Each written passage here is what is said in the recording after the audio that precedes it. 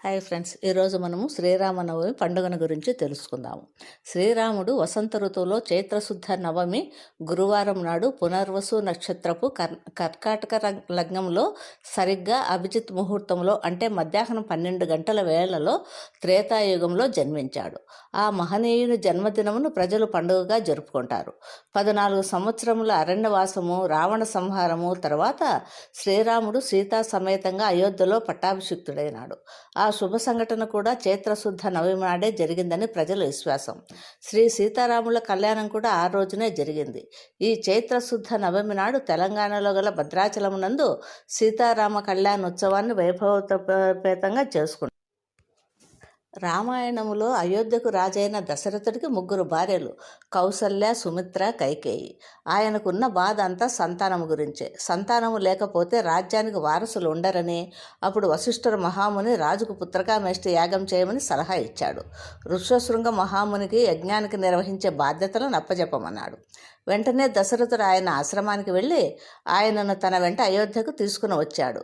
ఆ యజ్ఞానికి తృప్తి చెందిన అగ్నిదేవుడు పాయసంతో నిండిన ఒక పాత్రను దశరథుడికిచ్చి భార్యలకు ఇవ్వమన్నాడు. దశరథుడు అందులో సగభాగం మొదటి భార్య కౌశల్యకు, రెండో భాగం చిన్న భార్య అయిన కైకేయికి ఇచ్చాడు. వారిద్దరూ వారి వాటల్లో సగం మిగిల్చి రెండో భార్య అయిన సుమిత్రకిచ్చారు. కొద్ది కాలానికే వారు 3 గర్భం దాల్చారు. చైత్రమాసం 9వ రోజైన నవమి నాడు మధ్యాహ్నం కౌసల్య రామునికి జన్మనిచ్చింది. అలాగే కైకేయి భరతుడికి, సుమిత్ర లక్ష్మణ శత్రుఘ్నులకు జన్మనిచ్చారు. శ్రీరాముడు ధర్మ సంస్థాపనార్థం అవతరించిన శ్రీ మహావిష్ణువు యొక్క 7వ అవతారం. రావణుని అంతమొందించటానికి అవతరించినవాడు. ఈ పండుగ సందర్భంగా హిందువులు సాధారణంగా తమ ఇళ్లలో చిన్న సీతారాముల విగ్రహాలను కళ్యాణోత్సవం నిర్వహిస్తుంటారు. చివరిగా విగ్రహాలను వీధుల్లో ఊరేగిస్తారు. చైత్ర నవమి రాత్రి మహారాష్ట్రలో లేదా వసంతోత్సవం ఆంధ్రప్రదేశ్లో 9 రోజుల పాటు సాగే ఈ ఉత్సవాలను ముగిస్తారు. ఇటీవల జరిపిన జ్యోతిష శాస్త్ర పరిశోధనల ఆధారంగా శ్రీరాముడు శాలివాహక శకము 5114 జనవరి 10న జన్మించినారని చెబుతున్నారు. ఉత్సవం విశేషాలు. ఆలయ పండితులచే నిర్వహించబడే సీతారాముల కళ్యాణం. ఈ ఉత్సవానికి భక్తులు పెద్ద సంఖ్యలో తరలి వస్తారు. బెల్లం, మిరియాలు కలిపి తయారు చేసే పానకం చాలామందికి ప్రీతిప్రాప్తమైనది. ఉత్సవమూర్తులు ఊరేగింపు, రంగునీళ్లు చల్లుకుంటూ ఉల్లాసంగా సాగే వసంతోత్సవం. ఈ సందర్భంగా హిందువులు ఉపవాస దీక్షను పాటిస్తారు లేదా పరిమితమైన ఆహారాన్ని స్వీకరిస్తారు. దేవాలయాలను అందంగా విద్యుత్ కాంతులతో అలంకరిస్తారు. రామాయణాన్ని పారాయణం చేస్తారు. శ్రీరామునితో పాటు సీతాదేవిని, లక్ష్మణుని, ఆంజనేయుని కూడా ఆరాధిస్తారు. భద్రాచలంలో రామదాసుచే కట్టబడిన రామాలయంలో ప్రతి సంవత్సరం ఈ ఉత్సవం వైభవంగా జరుగుతుంది. ప్రభుత్వ తరఫున ముఖ్యమంత్రి తన తల మీద సీతారామ కళ్యాణ సందర్భంగా తలంబ్రాలు వాడే ముత్యాలను తీసుకొని వస్తారు. ఇస్కాన్ దేవాలయం వారు ఈ వేడుకలను నానాటికి ఎక్కువవుతున్న భక్తుల సంఖ్యలో దృష్టిలో పెట్టుకొని ఇంకా ఘనంగా నిర్వహించడానికి కొన్ని చోట్ల స్వామినారాయణ జయంతిని కూడా దీనితో కలిపి జరుపుకుంటారు. దేశంలోని ప్రజలంతా సిరి సంపదలతో సుఖ సంతోషాలతో ఉంటే అది రామరాజ్యమును హిందువుల విశ్వాసం.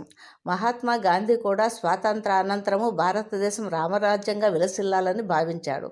సాధారణంగా ఈ పండుగ మార్చి లేదా ఏప్రిల్ నెలలో వస్తుంది. ఉదయాన్నే సూర్యభగవానుని ప్రార్థన చేయడంతో ఉత్సవం ఆరంభమవుతుంది. శ్రీరాముడు జన్మించినట్లుగా చెప్పబడుతున్న సమయం మధ్యాహ్నం కావున ఆ సమయంలో ప్రత్యేక ప్రార్థనలు నిర్వహిస్తారు. ప్రత్యేకించి ఉత్తర భారతదేశంలో భక్తులను విశేషంగా ఆకర్షించేది ఊరేగింపు ఉత్సవం. ఈ ఉత్సవంలో ప్రధాన ఆకర్షణ అందంగా అలంకరించిన రథం. అందులో రాముడు, లక్ష్మణుడు, సీత, హనుమంతుల వేషాలు ధరించి 4 వ్యక్తులు. ఈ రథంలో పాటు పురాతన వేషధారణలో రాముని సైనికుల్లా కొద్దిమంది అనుసరిస్తారు.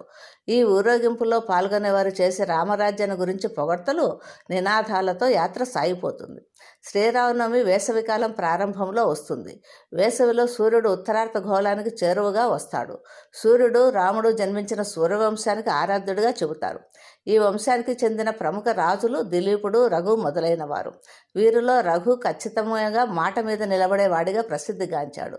శ్రీరాముడు కూడా ఆయన అడుగుజాడల్లోనే నడిచి తండ్రి తన పినతల్లికి కైకకి ఇచ్చిన మాట కోసం 14 ఏళ్లు వనవాసం చేశాడు. దీనివల్లనే రాముని రఘురాముడు, రఘునాథుడు, రఘుపతి, రాఘవేంద్రుడు మొదలైన పేర్లతో పిలుస్తారు. రా అక్షరం ప్రాముఖ్యత. చారిత్రాత్మకంగా చూస్తే రామాయణ కథ ప్రాచుర్యం పొందడానికి ముందే శ్రీరామనవమి అనే ఒక రోజుకు ప్రాముఖ్యత ఉండేదని భావిస్తున్నారు. ముఖ్యంగా రామాయణం రామనవమిలో సూర్యుని ఆరాధనకు చాలా ప్రాముఖ్యత ఉంది. రవి అంటే సూర్యుడు. ప్రాచీన ఈజిప్ట్ నాగరికతలో సూర్యుడిని రా అనేవారు. లాటిన్ భాషలో కూడా రా ప్రత్యయనం వెలుగు సూచిస్తుంది. రామ ఎనగా రమించుట అని అర్థం. కావున మనం ఎల్లప్పుడూ మన హృదయ కమలమందు వెలుగు పొందుచున్న ఆ శ్రీరాముని కనుగొనుచుండవలెను. ఒకసారి పార్వతీదేవి పరమశివుని కేశోపాయన లఘున విష్ణునామ సహస్రం అనే విష్ణు సహస్రనామ స్తోత్రముని కాస్త సూక్ష్మమైన మార్గం చెప్పమని కోరుతుంది. దానికి పరమేశ్వరుడు, ఓ పార్వతి, నేను నిరంతరము ఆ ఫలితం కొరకు జపించేది ఇదే సుమా అని ఈ క్రింది శ్లోకమును మంత్రోపాసన చేస్తాడు. శ్రీరామ రామ రమేతి రమే రమే మనోరమే సహస్రనామ తత్తుల్యం రామనామ వరాననే. ఈ శ్లోకం 3 సార్లు స్మరించితే ఒక విష్ణు సహస్రనామ పారాయణం ఫలితమే కాదు, భక్తులకు శివ సహస్రనామ ఫలితం కూడా లభిస్తుంది.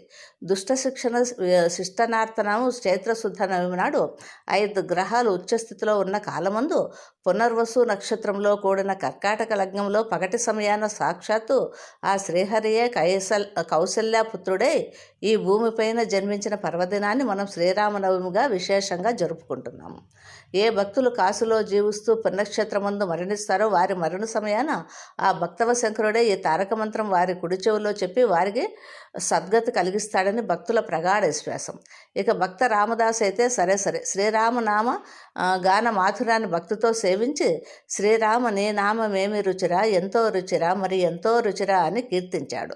మనం శ్రీరామ నామాన్ని ఉచ్చరించేటప్పుడు రా అనగానే మన నోరు తెరుచుకొని మన లోపలి పాపాలన్నీ బయటికి వచ్చి ఆ రామనామ అగ్నిజ్వాలలో పడి దహించుకుపోతాయట. అలాగే మా అనే అక్షరం ఉచ్చరించినప్పుడు మన నోరు మూసుకుంటుంది కనుక బయట మనకు కనిపించి ఆ పాపాలు ఏవి మనలోకి ప్రవేశించలేవట. అందువల్లనే మానవులకు రామనామ స్మరణ మిక్కిలి జ్ఞానాన్ని, జన్మరాహిత్యాన్ని కలిగిస్తుంది. శ్రీరామనవమి రోజున వీధులలో పెద్ద పెద్ద పందిళ్ళు వేసి శ్రీరామ కళ్యాణం చేస్తారు.